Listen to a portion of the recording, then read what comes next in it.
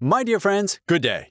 If I mention World War I, you immediately think of poilus waiting in muddy trenches, crushed by shells, Verdun, Tannenberg, the broken faces, in short, everything that happened between 1914 and 1918 in Europe and in the colonies to end up with the disastrous toll of 18 million dead. And yet, it's not this war that I'm going to talk about in this episode, but another one, older, much less known, and which is probably the first real World War, in the sense that the fights take place all over the world, involving all kinds of peoples, and which has super important consequences on the following centuries. Come on, let's go back 250 years to the 18th century, at the time when the King of France is Louis XV. In 1748, France signed the Peace of Aix-la-Chapelle, which ended 8 years of war that had bloodied Europe. Although it was a bad start for France, it ended rather well since all the strongholds of the Austrian Netherlands, today's Belgium, and the United Provinces, today's Netherlands, were conquered by the king's troops. However, in 1748, Louis XV, a great prince, or rather a great king, wants to negotiate, I quote, as a king and not as a merchant. He therefore returns all his conquests to finally return to the situation before the conflict. The only one who benefits from this operation is Frederick II, the young and ambitious king of Prussia, France's ally against Austria, who keeps his conquest. The rich province of Silesia, taken from the young Maria Theresa of Austria. Maria Theresa of Austria, you probably know her without knowing it. She's the mother of Marie Antoinette, the 15th of her 16 children. At the time, Maria Theresa was married to Francis of Lorraine, the emperor, but in truth, she was more the one pulling the strings. As a result of these bloody conflicts, no one can challenge her power in Austria and Hungary. To summarize the case roughly, the King of Prussia got a rich province back after this war. Maria Theresa of Austria, on the other hand, has managed to establish herself as her father's heir to the other sovereigns, while losing some ground in the process, which she does not stomach well. As for the King of France, he worked for the King of Prussia, as the expression of the time goes. The result is that few people are satisfied with the peace, and for most powers, it is only a truce. Moreover, the fighting only stopped in Europe because in the colonies, people continued to kill each other. The distance, the time it takes to send news, and the local customs mean that it is generally considered that decisions taken on the other side of the world are less likely to be applied immediately, and even that they cannot be taken into account at all. In India, for example, the French and English have had comptoirs, that is, small territories, often cities, since the 17th century, intended to facilitate trade and exchange with the local rulers. Two trading companies, one French and the other English, competed to control a very lucrative trade in fabrics in particular, Indians so prized in Europe. Jean-François Dupleix is the governor of the French trading posts, and since the 1740s, he has embarked on a policy of territorial expansion aimed at controlling all local trade. And for that, they have to dislodge the English. The Mughal Empire, which controls India, is in total decline, and its power is contested by many local rulers, not unhappy to ally themselves with the powerful French troops to expand their territory. Dupleix succeeded with his Indian allies in seizing the Bay of Bengal and even Madras, the English trading post, which he hastened to destroy. The Peace of 1748 and the political positions of Louis XV had the direct consequence of returning the ruins of the city to the English. All this for that, but Dupleix did not disarm.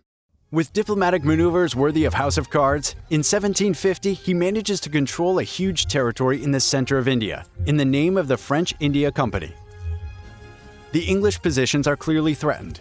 Dupleix had only one goal: to ruin their trading company at all costs, even if it meant spending his personal fortune. Which he does, thinking, the great naive, that he will be reimbursed by the state afterwards. Unfortunately for him, he is not really followed, neither by Versailles, which considers that it is almost a private matter, nor by the trading company, which starts to find that all this history is rather expensive without seeing its economic interest. We recall that the goal was to control half of India. The English company has understood very well that its activity is clearly threatened by Dupleix. They are trying to rally other Indian princes against the French. The war goes on with Indian Sipahi at the beginning of the 1750s. Finally, the French company prefers to stop the expenses and dismisses Dupleix on August 4, 1754, from his position of Governor of India. This was excellent news for London, which did not expect so much, and charged Robert Clive with doing exactly the same thing as Dupleix. And by the way, if he can take advantage of this to dislodge the French from India, that's obviously better. Despite an official peace in Europe, the gunfire can also be heard in North America. There too, the French and the American colonists, who were subjects of the King of England, clashed over control of a territory, the Ohio Valley. The French, since New France was colonized in the 17th century, have the space to themselves. They dominated what is now Quebec, the Mississippi River Valley, and its tributaries as far south as Louisiana. The American settlers had the advantage of numbers. They outnumbered the French by almost 20-1, but they were suffocating in their 13 colonies, which were blocked to the east by the Atlantic Ocean and to the west by the French and their Indian allies, who did not hesitate from time to time to take the scalps of American peasants. To protect their colonies and ensure a kind of border, they built forts on both sides. This is exactly what the French did in April 1754 in Ohio. For the British, it is pushing the envelope a bit far by stepping on their toes. Their logical reaction was to build their own fort on the other side of the river, and there it was, bim bam boom. The French consider this a violation of their territory and intend to make the English listen to reason. A small delegation of embassies is sent to them, headed by an officer, the Sieur de Jumonville, to read them a summons to leave. At the same time, from neighboring Virginia, a group of militiamen decided to reach the French fort to seize it. This troop is led by a young 22-year-old officer who will have some success later on. A certain George Washington. On May 28, 1754, he comes across the poor French embassy. Jumonville tries to read his ultimatum while shots are fired. Nobody listens to him. He was wounded and then hit with a tomahawk by an Iroquois chief allied with the English. To be quite honest about this sad story, George Washington's exact role is rather obscure, but he was later captured by the French, who were quite vexed by what had happened to Jumonville. The future President Washington will write a confession, admitting to having murdered the French emissary. Surprisingly, this episode is rarely mentioned in the biographies dedicated to him. In short, the Jumonville attack, as it was called, had immediate and considerable consequences. Both sides took up arms. The French seized the English fort and reduced it to ashes. In reaction, the English King George II decides to send troops to America. 2,000 men commanded by General Braddock to go and explain to the French what it costs to attack England. Braddock will not have much of an opportunity to prove his worth, since as soon as he lands in America, he is massacred with 6 men near the Monongahela River by a surprise attack of French and especially Native Indians. And I pointed out, especially because we have already seen it in India earlier, that colonial battles now use non-European troops for the most part, and with efficacy. The defeat is not yet known in England when London decides on a totally illegal operation in peacetime, the capture of French commercial and fishing ships in the open sea. The aim was simple: to deprive the French fleet of experienced sailors.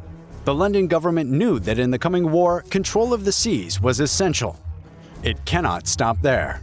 The British add to this feat of arms nothing less than ethnic cleansing, the mass deportation of the Acadians. The Acadians were settlers of French origin who had fallen under English rule since 1713. The English did not trust them and thought that they would do anything to help their neighbors, the French Canadians. They were forcibly expelled from Acadia, their families often being separated. They are violently taken aboard ships that sailed to the English colonies. Many of them end up in Louisiana, where they become future Cajuns, which is a distortion of the word Acadian. So at this point, if you want to sum it up, we have colonial rivalries, Austrian bitterness that only wants revenge, Prussia's fear of losing its recent conquest, the growing hostility between France and England, and in passing, Russia, who also wants to play in the big league in Europe. And here you can see what a powder keg it is. Diplomats are busy in all directions, and the first one to move his pawns once again is Frederick II of Prussia. He knows that Austria will do everything to take back Silesia, even if it means allying with their old enemy, the French court. Moreover, talks are already taking place. The King of Prussia has good spies who confirm his worst fears of a Franco-Austrian alliance against him, which would naturally be joined by Russia, worried about Prussian expansion. He took the lead and made offers to England. He proposes to King George II, of German origin and who is Elector of Hanover, to protect this territory in order to give him a free hand at sea against France and its allies. Prussia thus radically changes its alliance compared to the previous war. Learning of the Prussian maneuvers, Versailles begins to show sensitivity to the Austrian proposals so that the unthinkable happens: the reversal of alliances. On May 1, 1756, the Bourbons and the Habsburgs, 2 families that had been enemies for 2 centuries, agreed to ally themselves by treaty against Frederick II. The objective? To weaken Prussia and retake Silesia. By the way, Prussia and England on one side, France and Austria on the other, both alliances are ready, and on paper, the game is already decided. The Prussian army is very efficient and overtrained, but it doesn't seem to be able to fight against such powerful enemies. As for England, it can impose itself on the seas, but the French Navy, can thwart its plans. 1 month before the official declaration of war between Versailles and London, Louis XV decides to respond to the perfidious attack on French ships. An operation is launched against the island of Minorca, a British naval base in the Mediterranean. 15,000 men commanded by the Duke of Richelieu disembarked and seized Fort Mahon. Admiral Byng, in charge of its defense, is judged in London for not having done what was necessary and will be shot as an example. To motivate the others, surely. This is a French stunt that is not isolated. The troops sent to Canada and commanded by the Marquis de Montcalm are winning one victory after another by taking over the enemy forces. The English General Abercrombie was beaten 1-5 at Fort Carillon in July 1758. In India, Calcutta is taken by an Indian prince allied with the French. In Germany, Frederick II, who is facing powerful but scattered enemies, decides to attack them one after the other. He shows all his military talent by brutally seizing Saxony, which allows him to incorporate by force the 18,000 Saxons in his army. The Austrians, defeated at Lobositz on October 1, 1756, could not stop him. Still, this military disaster had its upside. Saxony being a state of the Holy Roman Empire, the latter immediately went to war against Prussia. The King of Sweden and the King of Poland were also added. Russia, also worried about the Prussian expansion, finally decides to join the Franco-Austrian alliance. Tsarina Elizabeth thus opened a new front in the east. The French strategy also evolves. The Minister of Foreign Affairs, Monsieur de Rouillé, who was previously in the Navy, knows very well that the French fleet will not last long against the Royal Navy. The direct consequence of a defeat on the seas would be to prevent France from sending the necessary reinforcements to the colonies, which would inevitably lead to the loss of part of its colonies. It is therefore necessary to have a bargaining chip to bend the court in London. And what better than Hanover, the home principality of the English King George II. The fate of the war, it is thought in Versailles, will be played out in Germany, and 100,000 Frenchmen commanded by the Duke of Estrées arrived there in April 1757. Direction: Hanover. The King of England's own son, the Duke of Cumberland, well known for his atrocities against the Scots during the previous war, does not manage to stop them. He is defeated at Hastenbeck on July 26. The city of Hanover is captured by the French, and the British even capitulate in September. George II, in panic, is ready to negotiate and even to stop the whole war. This was without counting on the arrival of a sort of Churchill of the 18th century at the head of the English government. A man whose agenda boiled down to waging war on France by any means necessary. William Pitt. The king hates him, but faced with the military disasters that are piling up, he had to call on him to try to straighten things out. Pitt imposed a kind of sacred union for victory, spent huge sums on the navy and war costs, and engaged in a total confrontation with France. His vision is clear. The future of England will be played out through the colonies and the domination of the seas. A visionary. In the meantime, in Germany, things are getting seriously bad for Frederick II. He is severely beaten by the Austrians in Colines. Nearly 14,000 Prussian soldiers out of the 32,000 engaged die in this battle, which forces him to liberate the Bohemia he occupied. The French also send against him a part of their army from Germany, commanded by Soubise, who has recovered the troops of the Holy Empire. The Russians finally crush another part of the Prussian army in August. But the King of Prussia is a military genius, and he shows it twice. On the 5th of November, he completely surprised the French and the army of the Holy Roman Empire at Rosbach, who lost 10,000 men in the affair, even though they were only facing 550 Prussians. Soubise is very criticized for this defeat, and everywhere in Paris, he is shown looking for his army, lantern in hand. I invite you to watch this wonderful video from the channel Sur le Champ to know more about it. The second victory of the Old Fritz, as Frederick II is called, is played on December 5th against the Austrians. He innovates by using a good old technique of the Theban phalanx, the oblique order, to break the Austrian defensive line. A quarter of the Austrian army is destroyed. It's brilliant, it's clear, but Prussia's enemies are too numerous and the defeats pile up. Zorndorf against the Russians on August 25, 1758, or Kunersdorf on August 12, 1759. During this battle, Frederick II was wounded and almost captured. Berlin was even invaded by the Russians on October 9, 1760. There are fewer and fewer soldiers in the Prussian army, and they are reduced to enlisting teenagers. It reminds me of something, no? The King of Prussia is at the bottom of the hole, and even talks about committing suicide in the letters he sends to his sister. But if Prussia is doing badly, it's not the case for its English ally. Allies are always useful. In Hanover, things have gone bad for the French. The English have raised a new army entrusted to the excellent Ferdinand of Brunswick, who does not respect the rules of war at the time. He attacked the Duke of Richelieu's troops in the middle of winter, when it was usually polite to wait for spring to kill each other. The French were forced to withdraw from Hanover, and if they had not understood the message, the defeat of Minden in August 1757 finally convinced them to leave. Overseas, Pitt's strategy works wonders, and the Royal Navy is formidable. The raids on the French colonies are increasing. The fortress of Louisbourg, which guards the entrance to the St. Lawrence, is taken in July 1758. From then on, the troops in New France could hardly receive any reinforcements, even though they regularly arrived from England. The resistance is strong, but the forts fall one after the other. One of them, Fort Duquesne, is even renamed Fort Pittsburgh by the English in honor of the Prime Minister. Quebec City, the capital of the colony, was besieged in September 1759. The young General Wolfe learns of the existence of a small path that allows him to sneak closer to the city. And on the morning of September 13th, his soldiers succeed at the cost of a real climb in presenting themselves on the Plains of Abraham, facing the walls of Quebec. The Marquis de Montcalm decides to make a sortie in order to not let them reinforce themselves, but the Canadian troops are poorly used in this European-style battle, and in 2 hours, the battle is over.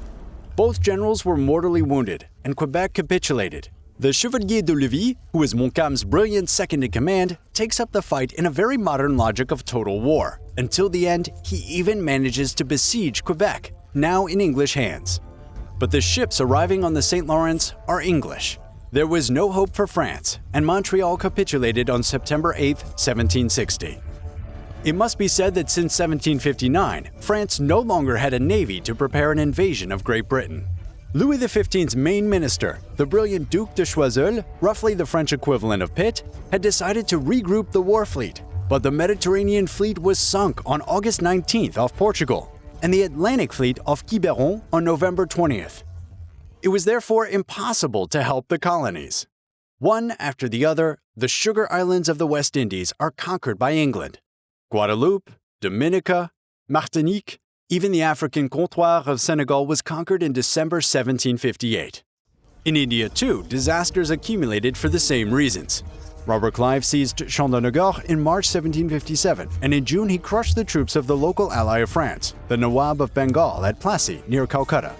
Lally Tollendal, the officer in command of the meager French troops and their Indian allies, unsuccessfully besieged Madras.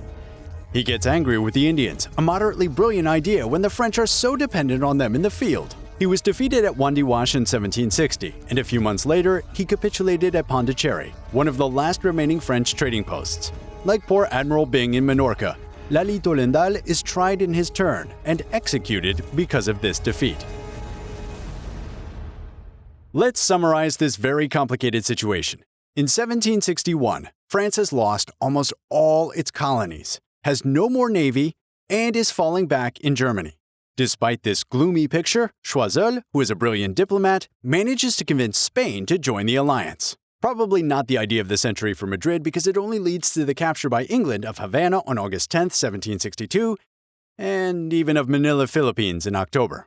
There was only one thing that could turn the war around and restore everything for France: the final defeat of Prussia. Because after all, it's mostly against Prussia that everyone has it, and we seem to be getting pretty close. In 1762, Frederick II has only 60,000 men left, a third of his original army, and the English have stopped paying him money to recruit new ones. The fate seems to be cast for the Prussian when a monumental stroke of luck comes to save his life. Tsarina Elizabeth dies on January 5th. The new Tsar Peter III is a crazy admirer of Frederick II. It is said that he spends his days parading in Prussian uniform, which is a bit surprising for a Russian Tsar. For Frederick II, it is in any case totally unexpected. He even talks about a miracle, which is quite funny since he doesn't believe in God. Peter III decides to stop the war against Prussia. Worse for the French, he allies himself with Frederick II. While he's at it, he gives him back his prisoners and even sends him 20,000 Russian soldiers as reinforcements. The guy's activated all the cheat codes of the game, no more respect. Sweden, which is beginning to wonder what it is doing in this story, abandons the war on May 22nd. Now that he no longer has the Russians against him, Frederick II decides to concentrate his troops against the Austrians, whom he defeats several times before invading Saxony again. In London, however, it is considered time to end the war. George II died in 1760, and his successor, George III, did not like Pitt, who resigned in October 1761. The war totally ruins the kingdom, which has to maintain a powerful war fleet and several armies. Choiseul let London believe that a lasting peace was possible, and negotiations began. They lead to two treaties. The Treaty of Paris on February 10, 1763, is not as disastrous as it is often described. Choiseul was skillful, and if France indeed loses most of its colonial empire, New France, the Indian territories, with the exception of 5 trading posts and several islands in the West Indies, it kept what was most valuable economically at the time, namely the Sugar Islands and the Newfoundland fisheries around Saint-Pierre-et-Miquelon, which served as training centers for the royal sailors. Well, France still has to compensate Spain for the failed alliance, so Madrid gets Louisiana back in compensation for Florida joining the English colonies in America. A sign, however, that France was doing well. The English Prime Minister is dragged through the mud in London by Pitt, who is not happy with a treaty that he considers too generous for France. The Prussians and the Austrians make peace 5 days later. Frederick II was lucky, because Silesia remains Prussian. So, what can we learn from this First World conflict? In what way does the 7 Years' War constitute a major turning point? First of all, the motivations for waging war. It is no longer a question of vague dynastic questions such as I inherited such and such a duchy from my great-uncle by marriage and I intend to obtain my inheritance, etc. It's now about territorial control and even economic and commercial issues. This is a very new approach, and from this point of view, England is ahead of the other powers. Then, during this war, new reasons to go to war appear, not only for one's sovereign, but for one's nation. This national feeling that develops from this time on will obviously be very important during the Revolutionary Wars and the Wars of the Empire. But it's really during the 7 Years' War that we see for the first time this national feeling at work. An example among many others, in Germany, the French can't even recruit spies because the population feels German and has already chosen their champion with Frederick II, who is easily informed of everything. The ways of waging war have also changed. Attacks are carried out without any declaration of war, and illegal acts and war crimes multiply. We saw this with the deportation of the Acadians, which heralded the ethnic cleansings of the 20th century. If we fight as usual with cannons and lines of soldiers, we do not hesitate either to confront each other Indian style with tomahawks or to practice petty war. This was later called guerrilla warfare. In New France, we are not far from total war, with the destruction of crops or the mobilization of civilians in the war imperative, especially after 1759. In the colonies, the indigenous populations were also largely mobilized in the war effort. No place is spared by the conflict. In the peace agreements too, it's not like before, a kind of barter. I took this country from you, I'll exchange it for this colony that you invaded. No, it's now about dismantling the opponent's forces, like France losing most of its first colonial empire. The war cost a fortune to all the powers involved, but especially to England, who felt it had spent too much to help the American colonists against the threat of the French and the Indians. In the United States, the 7 Years' War is called the French and Indian War. The people of Quebec also call it the War of Conquest, a name that shows quite clearly how they see things from their point of view. So, the English government would like the American colonists to pay back a little of what they cost, and decide on a series of taxes on them to make themselves whole economically. These taxes on rum, tobacco, or tea are violently criticized in America because they seem imposed and arbitrary. And this is how the 7 Years' War directly feeds the next war, the War of Independence of the United States. The French finances are not much better, and to compensate for the growing deficit, the monarchy borrows, increasing the debt burden, which doubles, with consequences 25 years later in 1789. Finally, the balance of power between the European powers had clearly changed. If France still remains dominant, its prestige has faded. And it's no longer Versailles that is the arbiter of Europe, as it had been since Louis XIV and until 1748. Prussia is no longer this small German country with a monarchy of parvenus at its head. Although demographically very weakened and devastated, it is now a major power to be reckoned with and is on the rise. The change of Russia has also changed the course of the war, and it indicates that in Europe, we will now have to count with Moscow. Prussia and Russia have moreover well integrated that they are powerful enough to act in their own corner, and a few years later to quietly agree with Austria to cut up Poland. It won't be the last time, unfortunately for them. Finally, England has imposed itself as the mistress of the seas, and has understood that its destiny now lies in the control of colonial territories, allowing commercial domination. The 7 Years' War thus heralded the British hegemony of the 19th century, which many English historians actually start in 1759, the year of the fall of Quebec. But a war is mostly about deaths, and it's hard to tell. Historians think that between 600,000 and 700,000 soldiers were killed. For the civilians, it's more complicated to estimate, but perhaps more than 1 million deaths. It is not the most deadly war of the old regime, the 30 Years' War being, for example, a nameless butchery. But what is new this time is that the victims are counted in many places of the planet. The 7 Years' War above all announces the war of the 20th century, where all blows are possible and where one does not hesitate to practice propaganda and disinformation. Finally, it leaves a lasting mark on the history of Europe and the world, and the following wars are in large part its legacy. Thank you for watching this episode. We hope once again that you have learned something. Thanks to Stéphane Genêt, with whom I prepared this show, to Tanguy for the iconography, and to Will for the editing. See you soon. Bye for now.